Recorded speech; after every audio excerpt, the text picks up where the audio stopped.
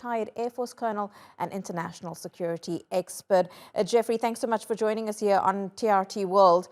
As Ubay was saying there, the Ukrainians are really pushing for these F-16 fighter jets. And for the past 12 months, Kiev has been saying that if they get more weapons and better weapons from the West, they will have the upper hand and possibly even win this war. Do you think support in Washington is growing for the U.S. to provide Ukraine with these F-16 fighter jets? I do. And Yashni, thanks a lot for having me. It's great to be on your show. There's a letter that's circulating right now where Lindsey Graham, who's a senator, and some other bipartisan, both Republican and Democrat leaders in Congress are pushing for F-16s to go in. I know that Joe Biden right now has made a pretty flat no, saying that he doesn't believe F-16 should be in Ukraine. However, I would argue that if you go visit Ukraine and you take a train for 10 hours because the air threat is too significant, you can't argue both, right? You either can fly there or you can't. So those statements are conflicting. Why does Joe Biden not want to provide Ukraine with these F-16s right now? That's a great question. Yashni, I wish you or someone would ask him. At this point, I know that there's a lot of times that he's been asked this question, and his answer has just been a flat no.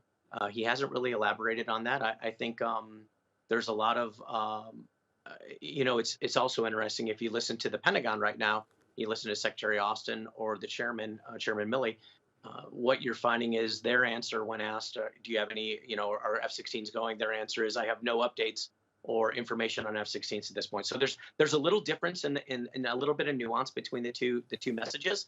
And I think that there's a lot of advisors in the National Security Council, along with the Pentagon, that are giving their best advice, saying that fighter aircraft, whether it be F-16s or whatever, are warranted in Ukraine. I think fears of escalation or other issues might be, or political issues might be driving President Biden's decision. Jeffrey, what do you make of these growing closer ties between Russia and China? Because it was only a few months ago that China seemed to remain neutral on this conflict. But now they seem to be showing their hand with the foreign minister visiting Moscow and the Chinese leader headed there quite soon. But is this all part of a strategic move against Washington? I don't. I know that theory and those headlines are out there.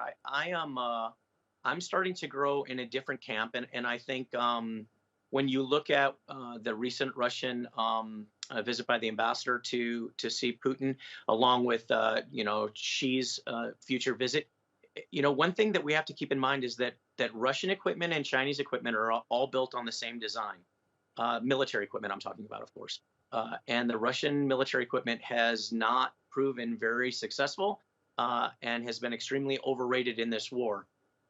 If you're China and you're the Chinese government, it might be a wise move to not send your military equipment into this conflict and expose the fact that it is potentially just as bad as the Chinese stuff. It might be better to let the West keep guessing that your stuff is either better or not better. It's going to be an interesting situation. Xi has also said that he's going to make a speech on the 24th of February.